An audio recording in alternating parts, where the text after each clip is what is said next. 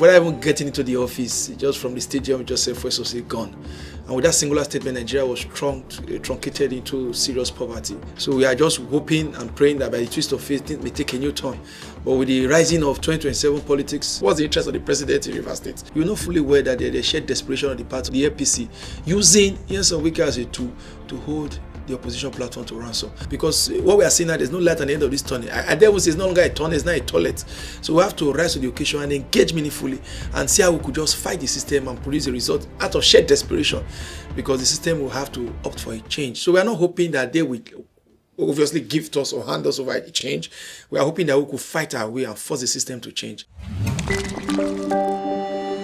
All right, Honorable Shedrach Udugbai is our guest on Niger Unfiltered. Let's have your impression about this government, APC government under President Bola Ahmed Tinubu. How would you rate this administration so far? The administration, to a very large extent, from assumption into office, appears to be wanting to do its best, but the best obviously isn't enough. There's been a clear departure from good governance into consistent politicking, and that has been a challenge. It has been a major drawback in this Tinubu's administration, and the political loyalists have since transmogrified themselves into sycophants, making it practically impossible for the man to see the lacunas inherently within his government and to make the critical decisions to create change. And so for many of us who are onlookers, we are watching closely. There are so many errors. The desperation to return into power in 2027 has taken the center stage, relegating good governance behind the scene. And then we are hoping and praying whether the twist of fate that we could get something that we had previously anticipated or hoped for.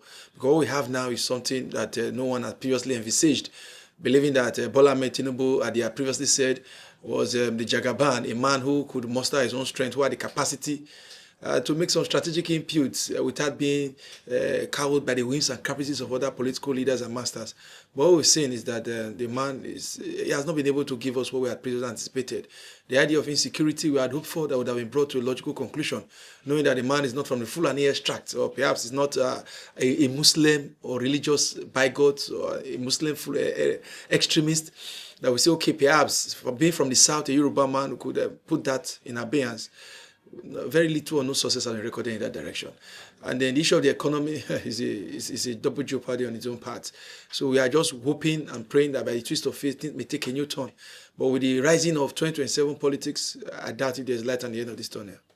And how will you assess his economic reforms that he says is really transforming the lives of Nigerians, that prices of goods are trending down and inflation is dropping? So how would you assess if you say you are not impressed so far? The question I've asked in time past, where were all of these metrics before they came into power? That's where we start from. We cannot just say perhaps, because when Bola Ahmed Tinubu took over power, we had inflation, but it wasn't as bad as it was. It came when because the man practically got into office, and without even getting into the office, just from the stadium, just said first was gone. And with that singular statement, Nigeria was truncated into serious poverty. People now discovered that they were only going to work for transport, no longer to earn a living. And the challenge became enormous for the average Nigerian man, especially those on fixed wages. Because those in business were managed to, at least whatever you put on the system, they add profit on top to progress. But those who were on fixed wages, it became a thing of life and death. And when you say inflation is about 128%, and the thing now reduced to, I think they turned out the value for 20-something, 120-something%. And I ask, if you understand what food inflation is, it means that what you usually buy for 100 naira now costs 120 naira out of no other factor but pure economic pressure. And all of a sudden, they have reduced it to 120, from 280 naira to 227 naira, and you say we should be celebrating? Is that what we're supposed to be celebrating? When it thought we met at 100 naira, and we were hoping that it could be brought down to, let's say, 70 naira, 80 naira, or 100 or 90 naira or thereabout, it went up, and later just removed only a fraction, and we should be celebrating. They say naira, the dollar is now stable. And I begin to ask, for the fact that the thing is available but not affordable, is that what we should celebrate? So it's the facts and figures are out there. And I observe the desperation of this current regime to want to always twist the figures and the narratives, put on our statistics. There's no reflection of reality, and make the people look as though they do not know what's happening. You create out policies to alleviate poverty. Then you come back to explain the policies to us. We are not seeing it. We are not feeling it. And you make it look as though we are ungrateful. Perhaps we need to wait. If you say there's incubation time for the implementation of your policies, whereby the incubation time for insecurity the incubation time for hunger, the incubation time also for poor education. Nigeria today has the largest number of people living without electricity across the world. We are home to poverty. We are home to, I mean, not like all of these things were absent, we're not there before it came, but we're hoping to get a clear departure from what it used to be. We are still here and you want us to still celebrate. So that's been a challenge. And we are looking closely at the government. Is there any hope?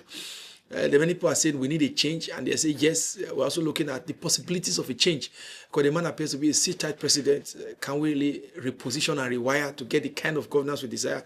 We're looking at the institutions that we could rely upon. We're looking at INEC. We're looking at the security infrastructure. We're looking at the judiciary. Can these institutions engage in the electoral process and produce a leader that could be a reflection of the yearnings and aspirations of the Nigerian people? All of those are questions we are asking. Now you talked about INEC. How would you rate the former INEC chairman, and then, of course, the expectation on the incoming INEC chairman? The former INEC chairman, I could say, without missing words, was a colossal failure. Because what I saw in 2023 was a repositioning of the Electoral Act in 2022. And then there was a new body of laws that were put together to ensure that Nigeria could get an election that could be a semblance of what the people had truly desired. We had watched out for electoral rewiring and reforms, whereby they said they're going to be electronic transmission of results. That yes, right from the polling unit, results are going to be transmitted directly or directed to the server where Nigerians can sit at home, both home and abroad, and watch as the values are being churned up, insulating it from outright manipulation of results, whereby ballot box national will not be a thing of the past, relegated to the past. We saw when they came out with the idea of saying now INEC brought out his own laws. Funny enough, when the election took part, we now discovered that INEC haven't said there's going to be electronic transmission. Now said it can no longer hold. There was a collusion between the Nigerian Independent Electoral Commission and the judiciary. We took INEC to court, and the judiciary said that the laws that INEC had put in place we are no longer permissible, that electronic transmission of results is not enshrined in the Electoral Act, it's only in the bylaw. And INEC has it, as INEC is empowered by law to make rules and regulation for the election. But the rules and regulation that INEC made were not admissible in court. So it became a dichotomy. There were many other issues laced around the electoral process that made it a hoax, whereby INEC did the election. Today, if you carry INEC to court, INEC does not appear. INEC is irresponsible. INEC does not bring out agents to say, they don't bring witness. INEC don't have witness. If they call out a result, and even in clear, broad daylight, you see clear discrepancy between the results in the ward and the ones being announced in the local government. And you say, INEC, these things, there's clear discrepancy. They will tell you to go to court. And when you get to court, they will begin to focus on trivialities, focus on the technicalities, rather than the legality of the matter. And they begin to give you judgment. There's no reflection of justice. So there's been a collusion between INEC and the judiciary, whereby the INEC will conduct a faulty, dubious, and utterly manipulated election and quickly hand it over to the judiciary. And the judiciary now becomes the new empire who will now focus on it. So that has been the collaboration, the collusion, very unholy, very dubious. We saw what happened in Edo State, where it was widely acclaimed to be one of the most fraudulent elections in broad daylight. And there was outright manipulation of results. You see that these things do not tally, but yet the man was reinstated. So I want to say INEC alone, but INEC and the judiciary appears to not be the deciders of the fate of Nigerian people. And so for INEC, for me, it has failed by all measures and standard. Because once we're unable to get it right, it becomes practically impossible for us to predict the future. Because if this current administration knows that it's we the people who will decide who will be the next leader, they won't lead the way they are leading. Because they know that you and I do not have the capacity to determine who will go there or will not go there. That's why they are leading and they are taking the people for a ride. Talking about the judiciary now, in the light of all that you've said, and we're approaching 2027, what's the hope? Has anything changed about the judiciary? And how are we going to go about 2027? My calculation, there are factors that necessitate ringing and outright manipulation of results. What made it effortlessly easy in 2023 was that there was a division in the opposition votes.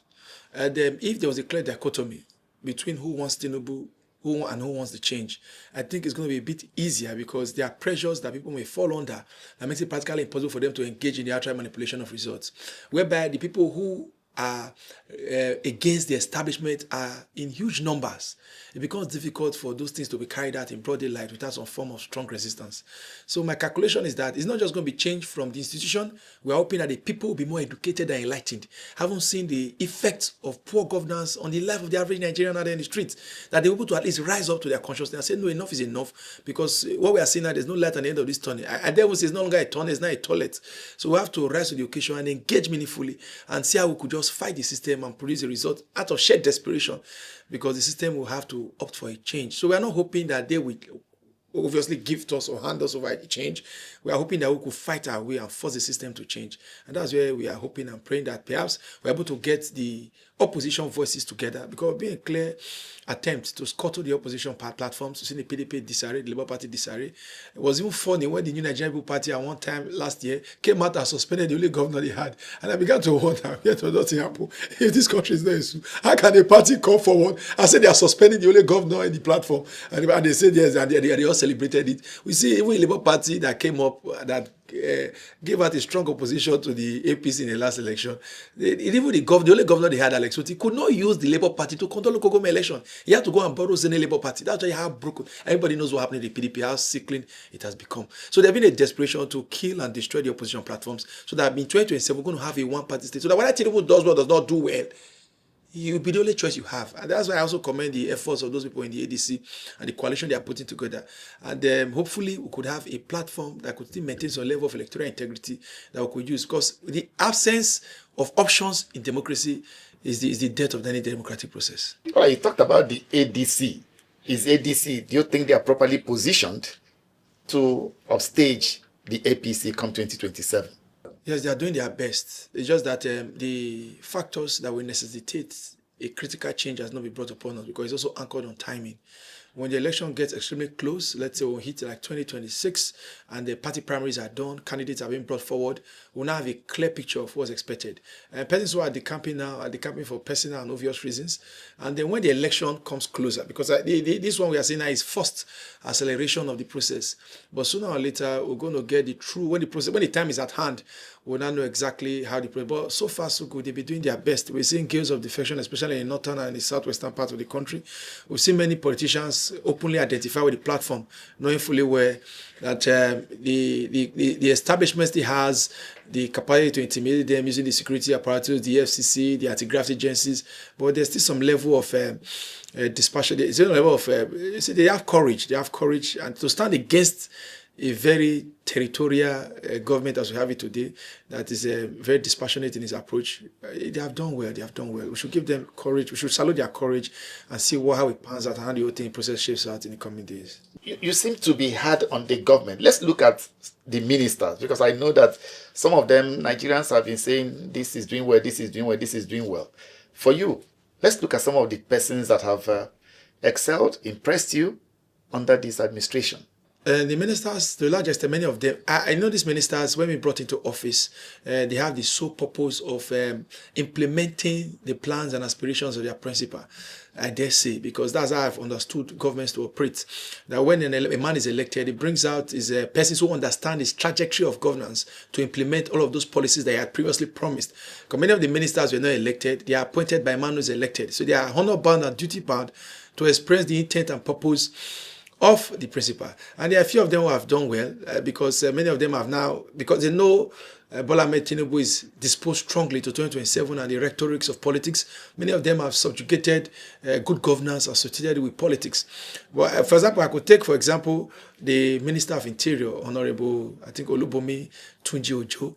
The man, to a large extent, has done relatively well. I'm not a fan of the APC, neither am I a fan of this government, but I've seen his scorecard. At least I remember he spent about 3 weeks decongesting over 2,000 applications for international visas, which was unprecedented in the history of Nigeria. Passports. And then we saw how he has introduced the electronic visas. We saw how perhaps there's now an issue of contactless application for passport, whereby you don't need to be present, and then you could probably get your application details online.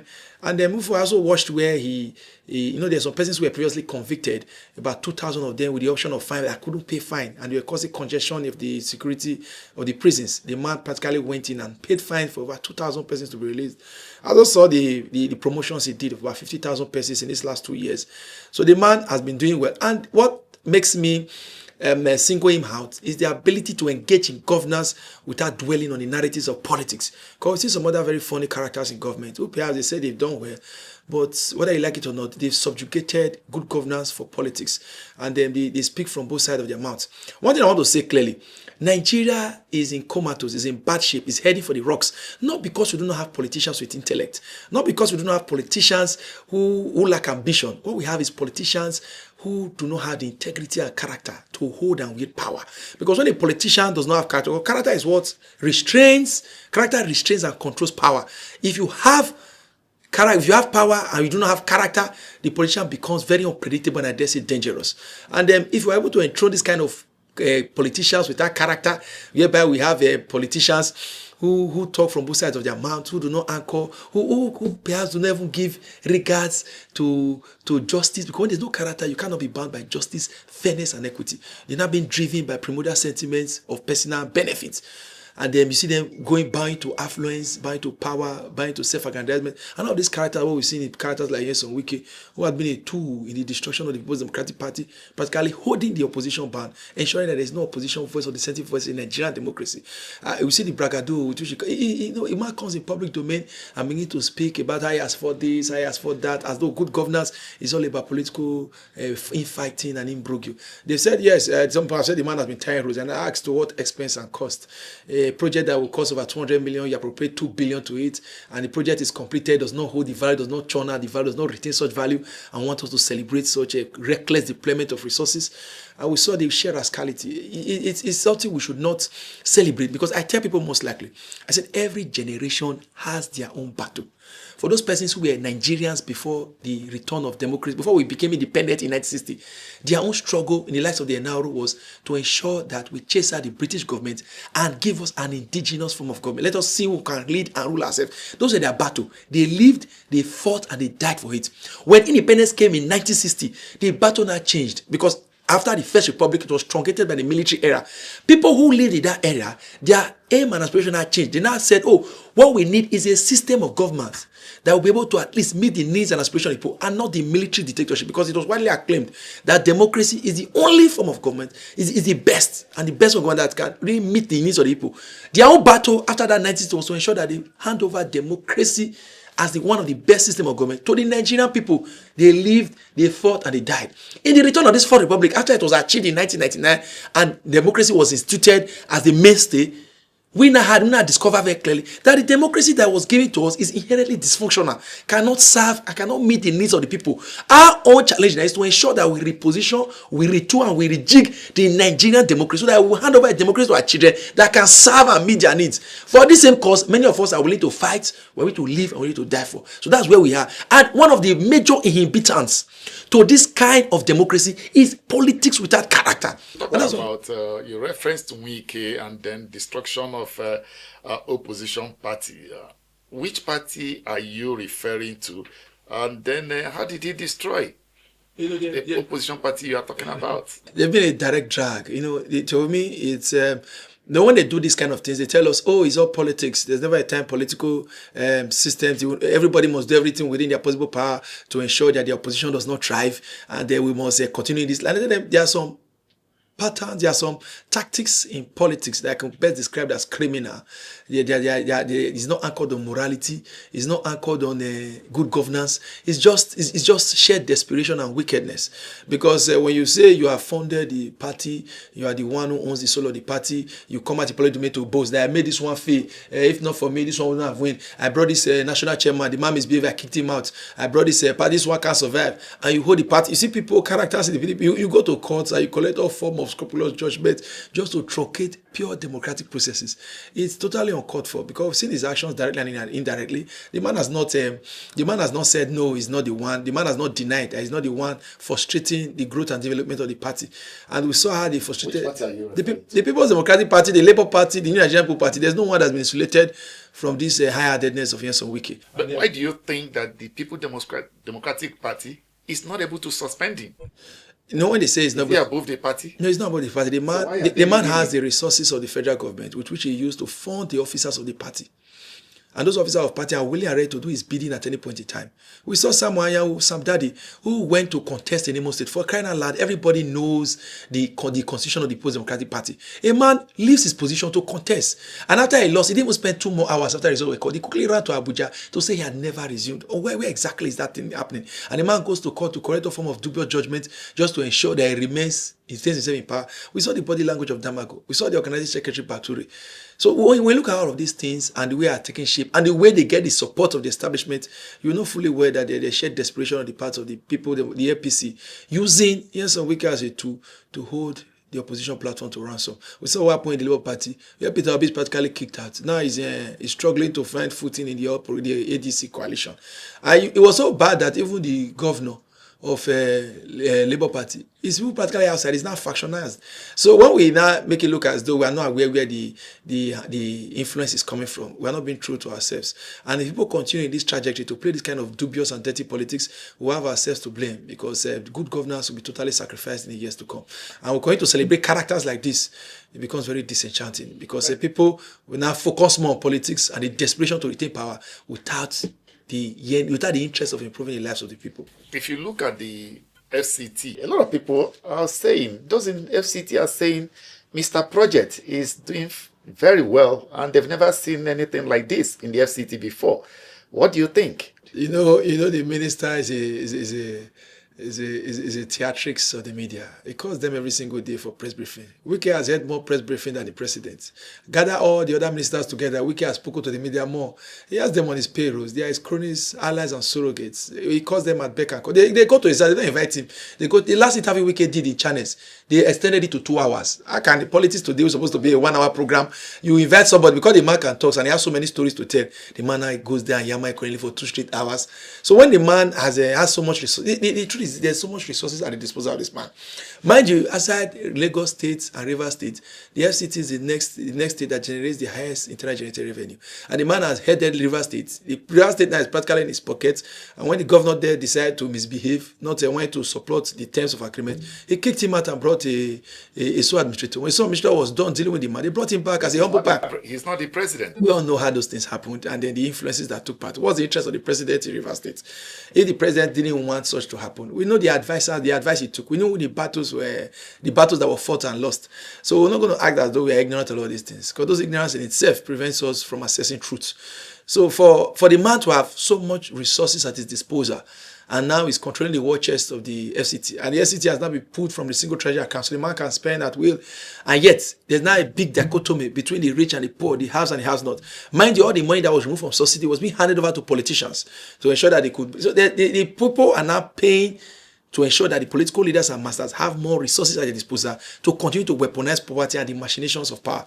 So when the man calls you and gives you millions of naira, what do you expect? The media must pay their bills. The media must buy equipment. The media has bills to pay. And as such, it's practically impossible for them not to sing his praises. But for many of us who know the truth, who are called on the principle of fair hearing, we know that all of these things won't last and they won't stand the test of time. Because sooner or later, okay, for example, now you've heard the allegation that was being brought forward by the Sarah reporters. They said that the man has buildings in Florida that was not declared in the Code of Conduct Bureau before he became governor. That the properties he had in Florida, obviously about 3 buildings, 3 different properties that was being bought, and then under the surrogates and cronies of his family members. And why is the media not reporting it? We saw recently Uche Naji that was heated up vehemently, and the man was forced to resign, making it the first minister to resign. If not for the crucifixion of the media, the Nigerian media, the fourth essence of the realm, do you think the man would have resigned? Do you think he would have willingly come out to say no? Because the media was able to buttress that point. They brought it. It was an issue being discussed. But why is Wike's not finding traction in media? Because these people have resources to cover whatever actions and inactions they've done. I heard it was even reported that the man has quickly reached out to the Code of Conduct Bureau to bring out the file so that I can quickly go and re-edit the asset declaration he did to capture those properties. But unfortunately, those forms have been submitted to the EFCC. But we also know controls the EFCC. So all of these battles is just a cycle we are rounding in. And the man, the problem I have is that the actions and inactions of this man is further nudging. It's not just destroying the present, it's also destroying the future. Because when Nigeria continue to churn out politicians with that character, then there's no hope for the Nigerian future. Because as long as the new generation politicians begin to see that right is might, that might is right rather, that whoever has the power could decide what is right and what is wrong, then there's no possibility of you wanting to turn towards the issues of truth. Those values and virtues practically mean nothing. People now want to get whatever they have and ensure that they use it for their personal aggrandizement. It's not so. All of this narrative needs to be repositioned. That's why we cannot continue to going to lip sync those persons who have power because they have it and they wield it recklessly. Let us begin to enthrone civility in our public life. Let us begin to enthrone characters. Those persons who are dispassionate in bringing home the dividends of democracy. Those people who want to be seen as examples. Because what we see in Nigerian democracy is that when they express this high level of political recklessness, after some years they'll come back and they start begging. A couple of days ago, I think a month ago now, I watched when Olusegun Obasanjo was saying that, oh, where it's going now is not very far. When I think it was being paid visit by the ADC group. The way it's going to is not very close, at least it's getting close to his grave, that he wants to ensure that Nigeria works. I looked at him and I laughed. And I said, it was the man whom Nigerian Fourth Republic was handed over to. He had the capacity to reposition and ensure that Nigeria has sustainable democracy. What did he do? We saw the level of recklessness and shared. He portrayed well, he was the leader and so heir of the People's Democratic Party. And today he's regretting. We saw how Babangida came out and wrote a book and was also regretting. So now later, Tinubu will also come out and start regretting. Even this year, some week, he will come out and start regretting. But do we have to regret before we make change? Do we have to walk earnestly in this dreaded path before we now begin to recollect our steps? So for me, I just believe that these people should not be celebrated. We should call a spade a spade. Nigeria cannot progress without values and virtues. If we cannot anchor our democracy on justice, fairness, truth, and equity, there is no hope for the Nigerian people. If politicians cannot relegate politics to the background and focus on governance and development, there is nothing to hope for, because we cannot continue with this trajectory. They say the buck stops at the table of the president. Do you blame any minister who is not probably doing what he's supposed to do or showing off, unlike what we see in other climes? Do we blame the minister? I will predict sooner or later that if Tinubu does not cut to size, Wike will become a heavy political liability as we roll over into 2027. Because I've evaluated the man's political. You see, many people may say, oh, he has been able to subdue the River State people. Now, River State is in the pocket of Tinubu, and I laugh. Because I'm from the South, and I know the resolute spirit of an average Southerner, especially many of us who are from the Niger and Delta areas. See, the calculation to say that because Wike has consistently or completely bullied SYMFONI and the River State people, putting a SWAT administrator that the vote will go where it pleases is a far cry from reality. The people may actually revolt. They may express their dissenting opinion. They may punish Tinubu for the actions and inactions of Wike. And because the media is singing the praise of the man does not mean that the people are in tandem with the media. Whether you like it or not, the man must have done a few things in Abuja. At least there's some infrastructure project that could be tied to his name. But there are also some drawbacks, the issues of insecurity, the issue of properties that have been confiscated by people's property that have been confiscated. We've seen the humongous sum being paid for land rent. We see some of this. Many people too are also irritated by the way the man has handled power. And all of those things will be brought to bear in the 2027 election. So let them do their calculation, let them do their plus and minus. Let them know whether Wike is truly a plus or a minus, whether the man is adding or is subtracting. Because they may want to fall flat for the resources at his disposal, because the man has so many loyalists on his payroll. They want to fall flat because the man has picked the ministry where there's resources, and the man has a state that's consistently backrolling him. If you take all of these things out, is the man truly a liability or an asset to the APC? Because many of the people who are very opposed against this government, many of them find reasons in the personality and disposition of Wike. That's why there's nobody in the opposition today who has not fought dirty with Wike. He even comes out and tells you, I deal with this one. This one went to, I made a Tamboa fee, I made a Tiku fee, I made this one fee. Further polarizing the opposition against the current city government. And to have somebody of that nature to begin to say the president should be happy with, I strongly believe is you sit down within the caucus of the APC. And there are many APC members I've heard who have expressed reservations about the minister. To say this man cannot continue like this. It's like a bull in the China shop. This kind of character should not be encouraged. Sooner or later, he may come around to haunt us. River State is the only state is going to give to us. And whether I like it or not, if SYMFONI is willing to give us, he has no other states. And he currently is controlling the state. SYMFONI, not yes on Wike.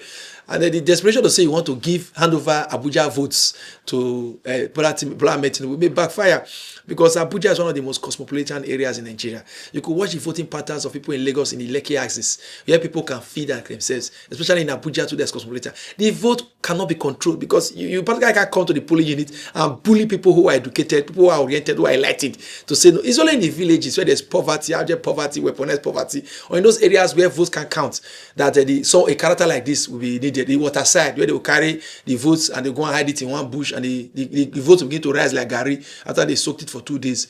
All of those things can happen in a cosmopolitan area like Abuja, or perhaps Lagos, where people have the ability to express themselves on the ballot and maintain consistency in managing their votes. So the man will not be able to give them the result they desire, whether they like it or not. The man is just only fretting away their resources, and if they are not careful, we bring them more embarrassment than plus, because going forward, a lot of campaign of calumny is already rising, brewing in the dark about the man's sheer recklessness, the misappropriation of resources. And then when these things are brought to light, and the man faced to resign, just like Mr. Uche Onaji had done, it will become a real thorn in the flesh of the... These are all allegations. There has not been any proving case. Uche Onaji's was also an allegation. They said it was alleged that the man had forged the certificate. It wasn't proven before he resigned. And then for the fact that this one has been brought forward, the allegations that are very potent. And one of such is the Florida, this two-story, $2 million two-story apartment that's been linked to the name of Jason Wike that was not declared during his asset verification. It may be an allegation, but the man has not come out to say, no, that thing don't exist. He only said it's political wish hunting, that sooner or later they will get tired. But I dare say, as the facts and figures continue to emerge from the shadows, the man will be cornered and boxed. And the earlier these leaders and masters of the APC get to cut him, get rid of him, it will drag them into the mud, I can assure you. Talk about the green areas and the fact that he's been tampering with the green areas, and it's not been in the best interest for the president and Abuja master plan. What do you have to say? That's, for me as an environmentalist, I've come to understand that these green areas are very critical in ensuring that we have a clean and safe environment, because the environment is intrinsically linked to our health. And with the disappearance of all these green areas, it's a threat to residents of Abuja. It shows the man's lack of understanding of what sustainable development is all about.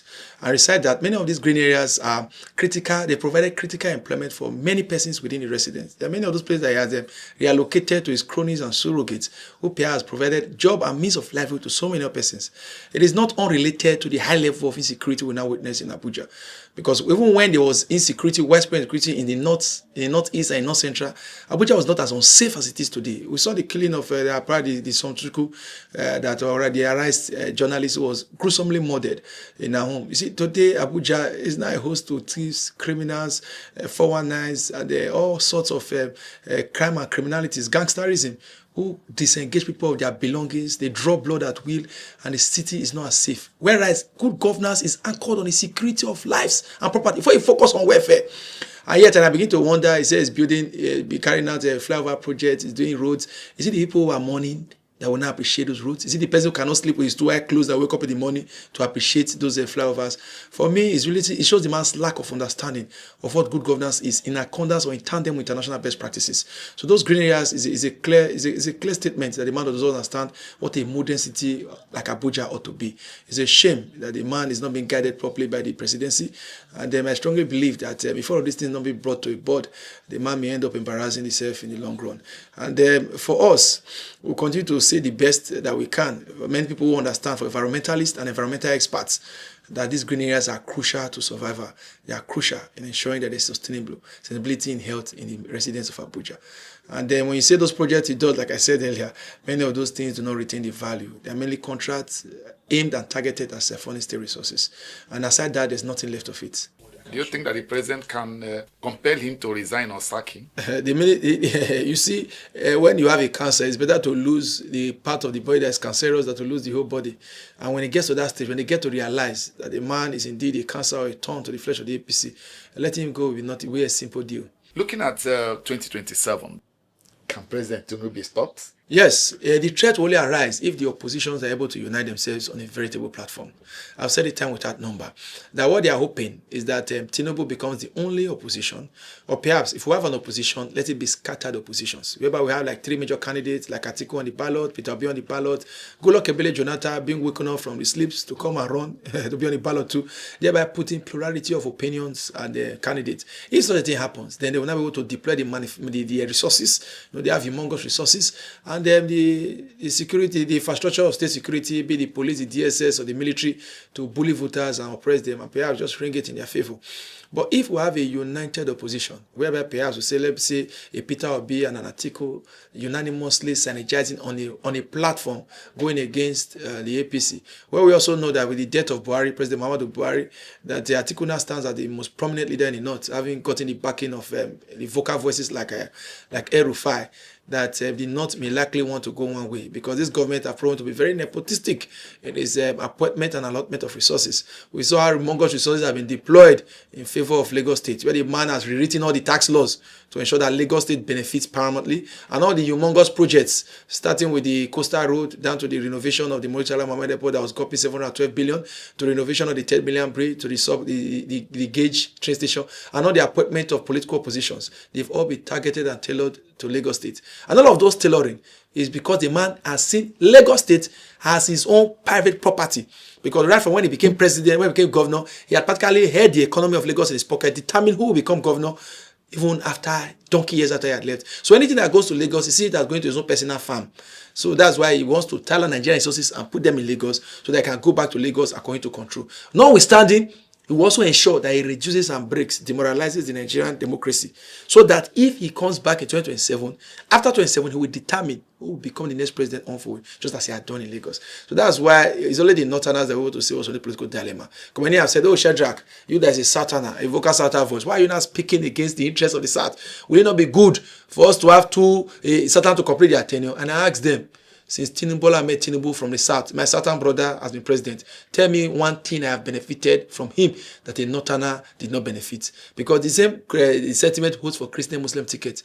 When they said, oh, Shetima is a Muslim, Shedrach don't support him, they must have a Christian. Can I ask them, what did Professor Yemi Osinbajo give to me as a Christian when he was president, when he was vice president as a Christian? Even Bible cover, I didn't say Bible cover I didn't get to show that, oh, the vice president is a Christian. So why do we want to pay? All of these things are tools being used by politics. He has no anchor, he has no reality on good governance, whether it's a Muslim, whether it's a Christian, as long as we're able to punish failure. That's most important.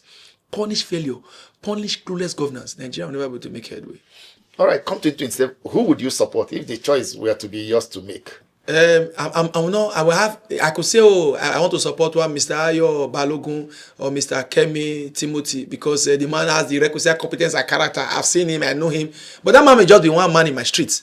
It's like the context of, say, the most beautiful woman in Nigeria. The most beautiful woman in Nigeria may just be having 2 children in her husband's house, trying to manage life. It's the most beautiful woman among those that presented themselves in the competition. Let us be aware of that. So if we are talking of who will be the next Nigerian president, it's on those people that we know can contest and win. Not necessarily because I have an opinion that this man is the best and is in his house.